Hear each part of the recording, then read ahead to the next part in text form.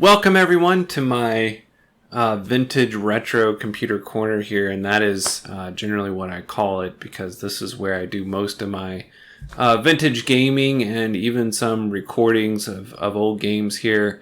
And this computer, even though I've got some other setups and I've certainly got older computers that can probably run DOS games at least more natively than this one, is that the goal of this build in particular was to make a highly versatile computer, a computer that could essentially run games from my childhood and then through my teens. So we're looking at, really 90s or so through the 2000s, basically over that 20-year period, mostly natively. Now, what I end up going with in order to do that is Windows XP, so that's what I've got running here. I know it looks like, Windows 95, 98 because it's just set up in classic mode, but it is in fact Windows XP, and I found that a lot of games will work just fine in compatibility mode, and that Windows XP, in terms of overall compatibility, really seems to be the sweet spot for playing older games. Now, there are a number of DOS games that won't run without DOSBox on Windows XP, but that's perfectly fine. And I do still prefer to play those games, those older DOS games on this computer. The main reason actually is the CRT. A lot of these old games, graphically, the resolution and so forth, everything was made for CRTs. I mean, that's what was available at the time. So that's what you see in these older games. They actually look better, I think, on CRTs versus running DOSBox on, a 2K, 4K LED panel, a modern panel like that. So, that, and I've got the old Model M keyboard here. I made another video. I'll post a link in the description giving a closer view of the keyboard. I'll talk about the Altec Lansing speakers in a little bit and why, I went with them and so forth. I have kind of a thing for Altec Lansing as far as the vintage retro computer speakers go. I think they are probably among the best that you can find. And the case is new. It's actually, I think, technically maybe a server case, is a Chenbro case. And just got that off eBay, and regular old ATX motherboard worked just fine.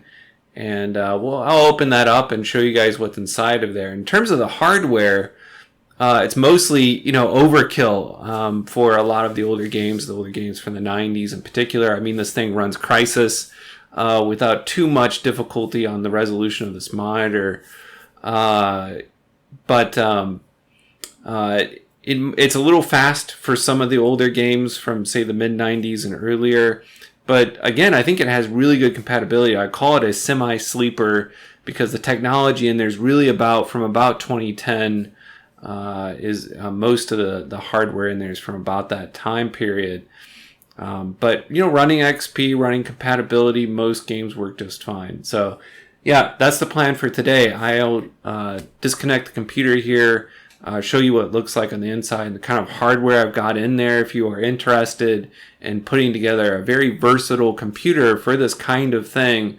Then the hardware that I have in there, you buying something similar to that at least probably is a good way to go, and shouldn't be too difficult to get components and similar components on eBay these days. So we'll start there and then load up a few games, and I'll show you what it kind of looks like from my perspective here.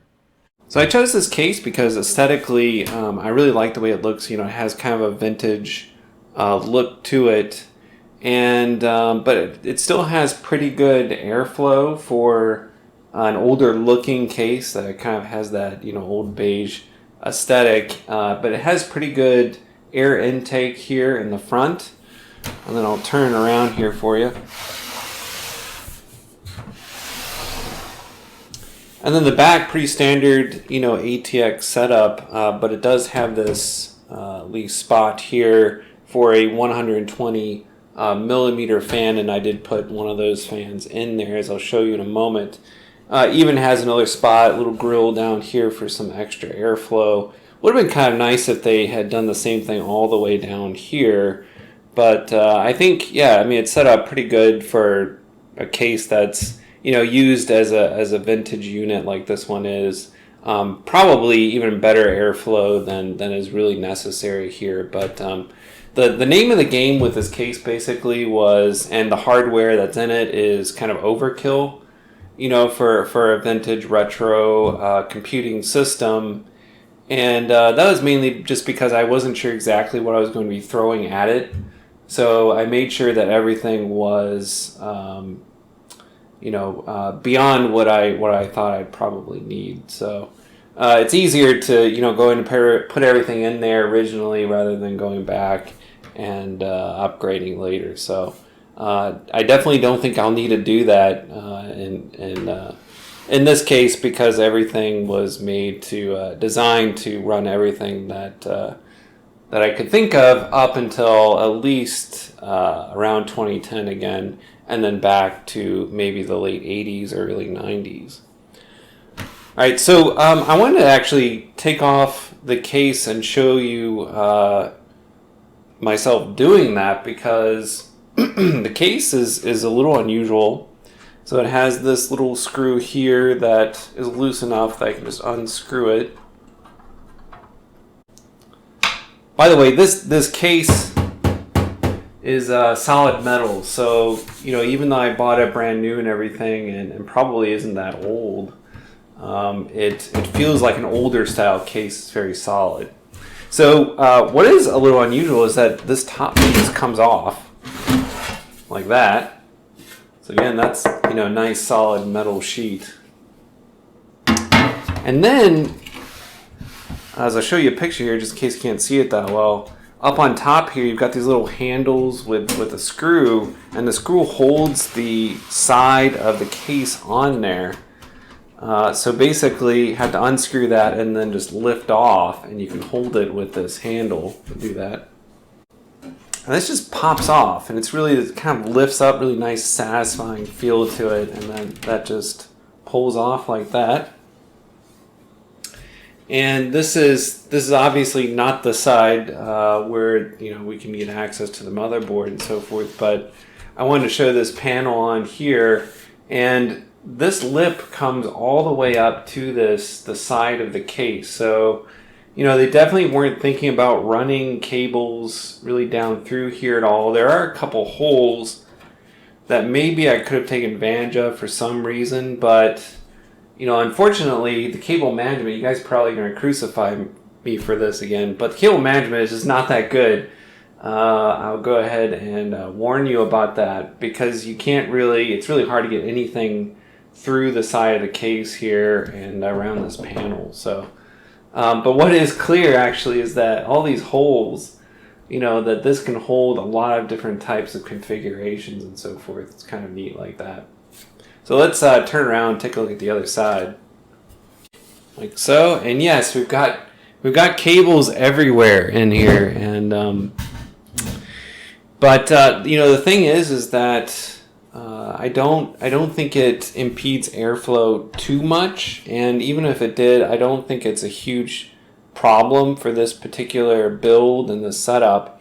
So I do have a 120 millimeter fan in the front, 120 millimeter fan in the rear, and I just wanted to keep air circulating through it to some degree. But the processor that I've got in here is the Phenom II, the AMD. You may have noticed the AMD logo I've got on the front of the computer. That's because it has that Phenom II, I think it's a 945 or 955 quad core processor in there. And, you know, that would have been pretty much kind of mid-tier processor in around 2010. And, you know, so for games up to the late 2000s, that is plenty of power. And in fact, I figured most of the time I'd be running games from the 90s and early 2000s. And so, you know, this processor with a quad core and everything and 3 gigahertz is basically overkill by quite a lot. So I just ended up putting the stock fan on here. I didn't expect it to get all that hot or be taxed all that much. I've got a single stick, 4 GB stick of RAM in there, and this motherboard is just old enough that it's got IDE and FDD ports for the floppy drive, and then for both the DVD for IDE, and actually the hard drives are all using SATA cables. But the FDD was big for being able to connect the floppy drive, the 3.5-inch floppy drive, and then the IDE cable for the older DVD drive. And the reason I went with IDE for the DVD drive, not as fast as the SATA cable drive, but matched the color. You know, I don't know if you noticed that. I'll turn around here, but the color on the DVD drive, and this is something that's definitely me, that this would make my eye twitch if this wasn't the right color. But finding a DVD drive that was basically bright, almost bright white, and fit the color of the rest of the case was kind of a challenge. Got that on eBay finally, but yeah, it's IDE, but the motherboard takes IDE as well as SATA cables, so that worked out pretty well. Now the video card that I've got in here, this XFX, is a Radeon R7 it's 240, and this card was released in I want to say 2013, I think towards the latter part of that year, and was an entry-level card, so it was never considered to be all that powerful. But again, if you're playing games only up to about 2010 or so, that card too is basically overkill. But and it is 2 GB of memory on that as well. Now the reason I went with this one, and I'll pull it out for you here. So one of the benefits of this card is the fact that it is passively cooled, so there are no fans, and what this ultimately means for it is that it's pretty quiet, you know. So it's not adding to the noise of the overall system. And for a vintage computer system, I really wanted this one to be kind of quiet, to run quiet and cool as possible, so I went with a passive cooling system. And there's just not that many, you know, cards that are even semi-modern like this that have passive cooling. You know, the other benefit was it has VGA on it as well as DVI and HDMI, so it's in that transition period where you still had VGA showing up on the card, and that means I can natively hook it up to, you know, my VGA CRT monitor and not use an adapter. So that's kind of nice, and another advantage of this particular card. So that card does go into a PCI Express slot, and really takes up a PCI slot below it, and there I've got the Sound Blaster card. So the model number is the Sound Blaster 0570. So I mean, I got this card new on eBay, and figured that it was, you know, it'd work with an XP system, so why not go ahead and put this one in there as my sound card.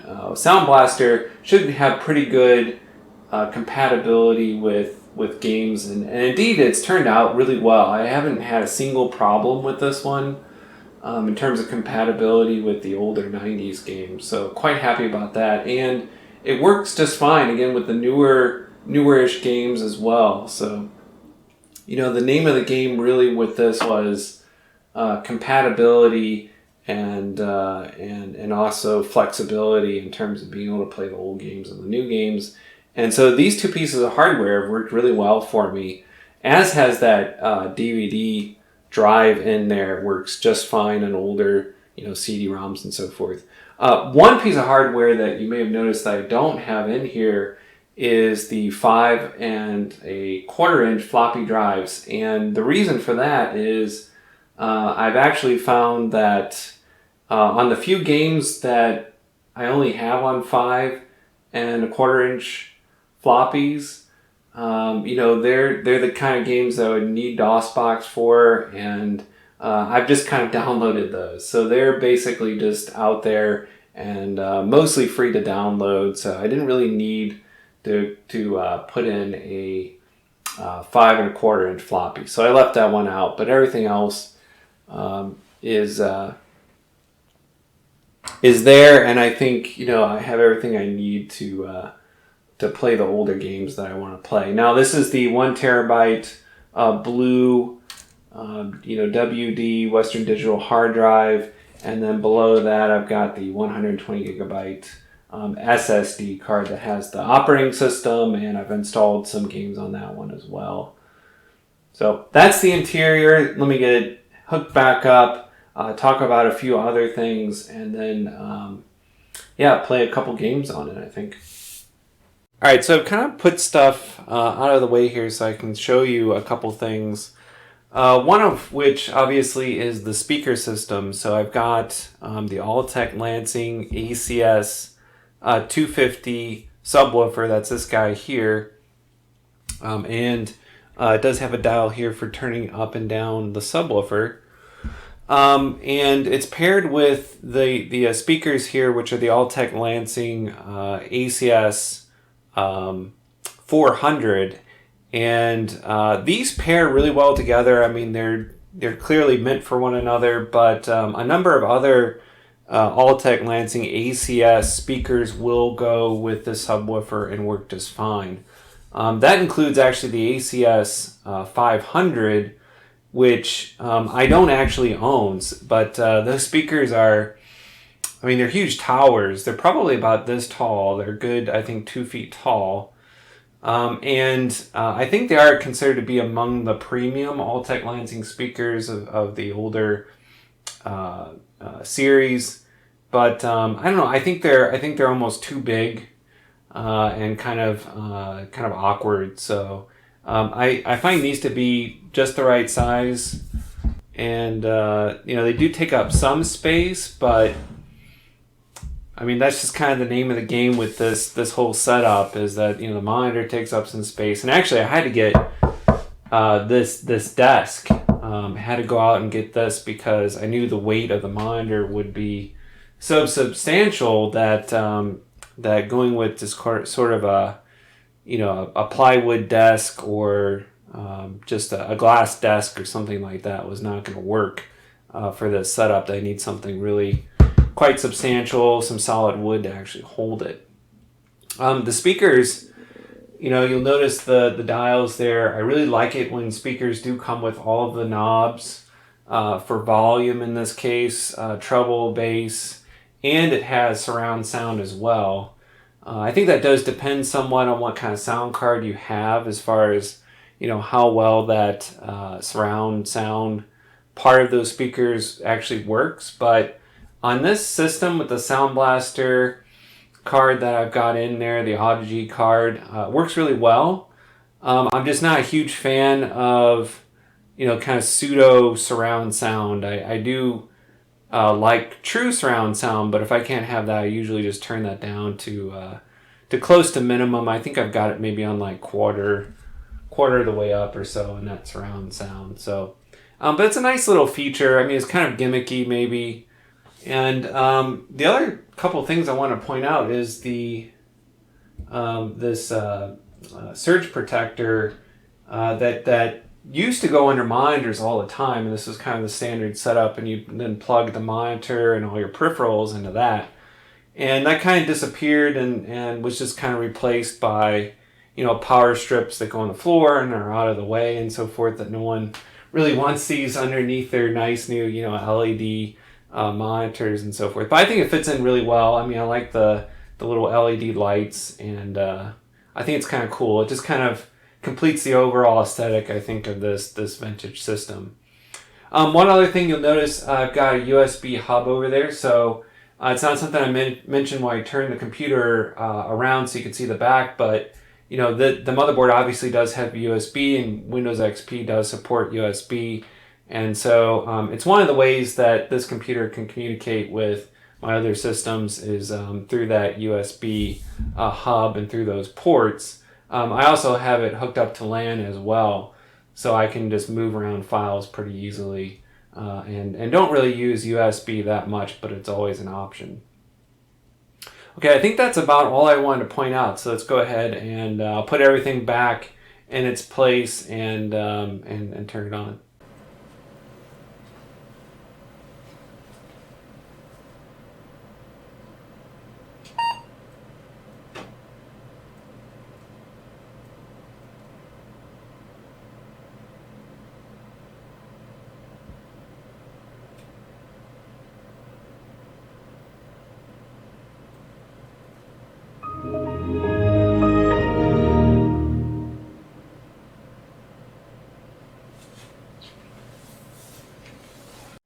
Let's go into my computer. I'll show you the system information real quick. So it is in fact Windows XP, Service Pack 3 I got on there, of course. Yeah, Phenom II 945 quad core and 3 gigahertz with 3.25 gigabytes of RAM. All right, so SimCity Classic.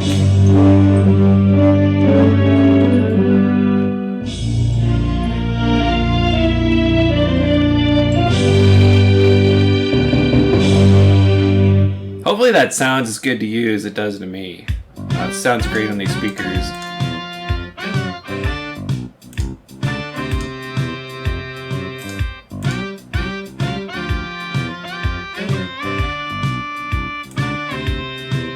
I'm going to turn off the music for a second. But this is the original SimCity, but remade for Windows. So I think this came out maybe in '93 or so, about the time that SimCity 2000 came out.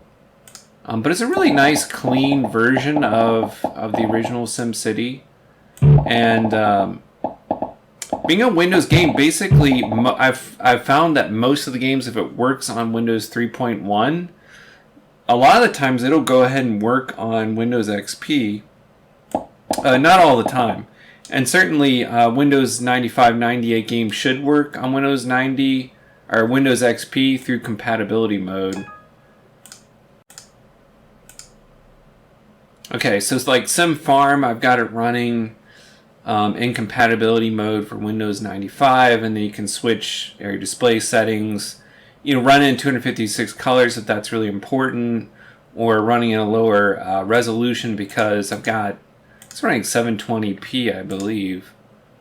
Yeah, so, well, 1024 by 768 pixels here is the native resolution of this monitor, and we could go a little higher, but there's really no reason to, and actually when I'm recording sometimes I have to go down to the 800 by 600. Let's run something, let's see. Let's try Unreal Tournament.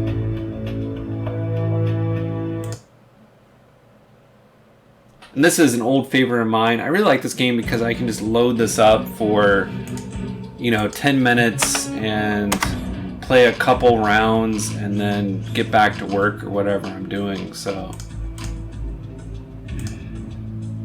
see, I've already played quite a few of these.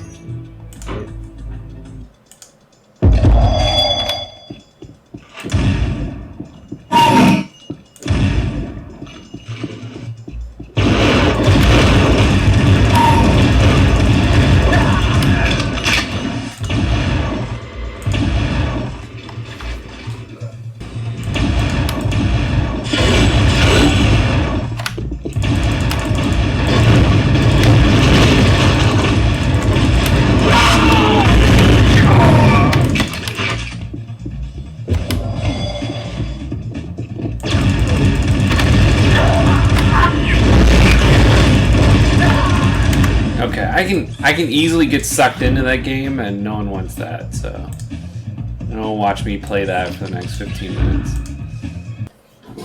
So I did mention it'll run Crysis, so let's give it a shot.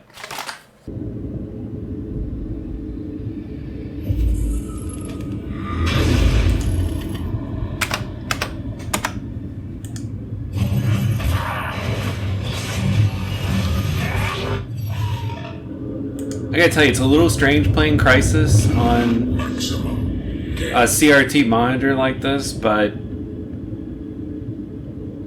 it's still pretty satisfying. It's surprisingly fun.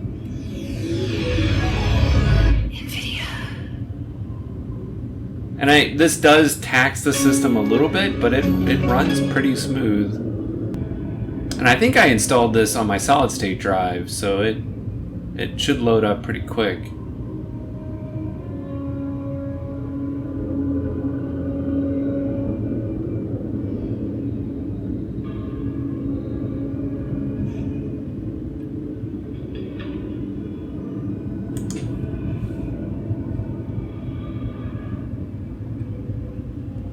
Here we are.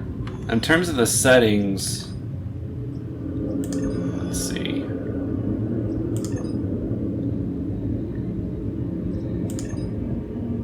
We've got everything on high, so it's pretty much eliminate very high because I think it's because of the resolution it's on. But yeah, I mean things are they still look pretty good to me. It runs fairly smooth.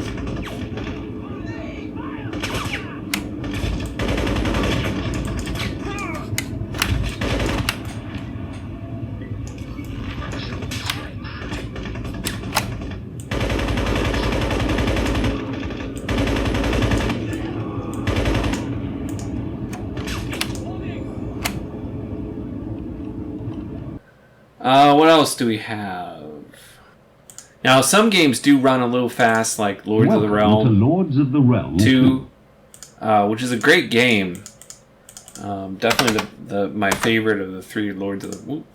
Welcome to Lords of the Realm 2. Oh, I gotta put the CD in. Now, some older games like Lords of the Realm 2 here will run a little too fast on this computer, and you'll see that here in a second. That really wasn't made to handle computers anywhere near this fast as it came out in the mid 90s. Welcome to Lords of the Realm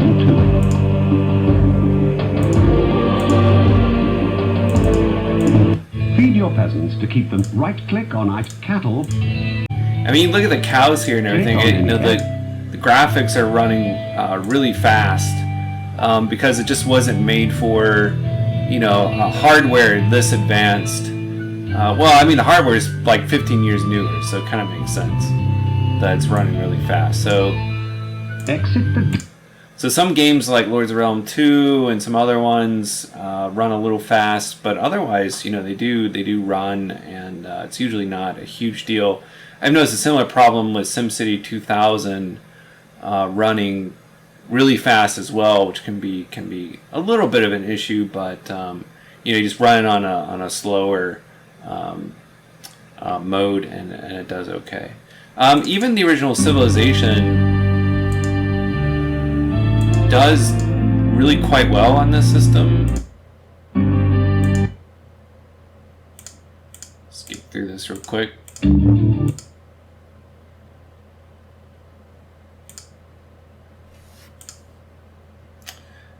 And I have to tell you, going from basically any other edition of Civilization to this one is slightly jarring because Civilization's known for its music. Its score is quite good. I mean, even Civilization 2 had a pretty good score. And then this one really doesn't have, the music that goes along with the game. So it has sound effects, but doesn't have any music that I know of. So yeah, it takes something away from the game. I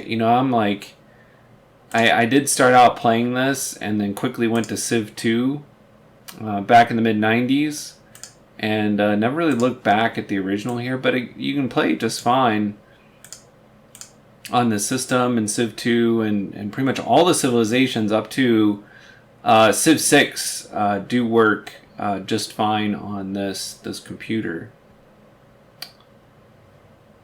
Alright, so I could just play games all day here. Maybe run Quake 2 real quick.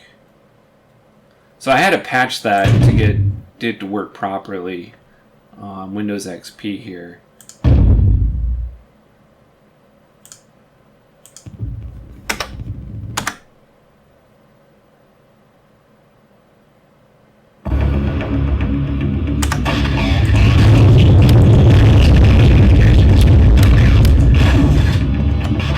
So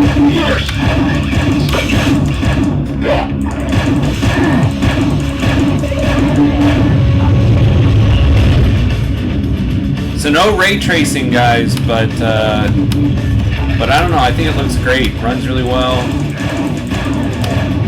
Just again, it required a patch, but you can still download that for free.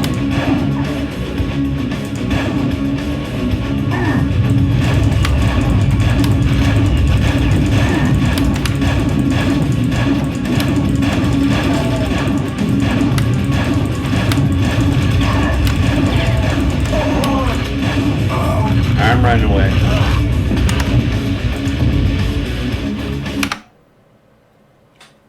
So there you have it, guys. I can run a huge swath of games from, say, the early 90s through at least 2010 and even beyond that a little bit, depending on the game. So really a very versatile system, and quite happy with it overall. So consider putting together something similar if you want a high degree of compatibility. I put a whole list of the hardware down in the description, so if you want to make something similar to this, it's a good place to start. So alright guys, thank you very much for watching this latest installment of Gaming Retro. I hope you'll subscribe, come back, and take a look what we've got for you here in the near future. Alright guys, take care, see you next time.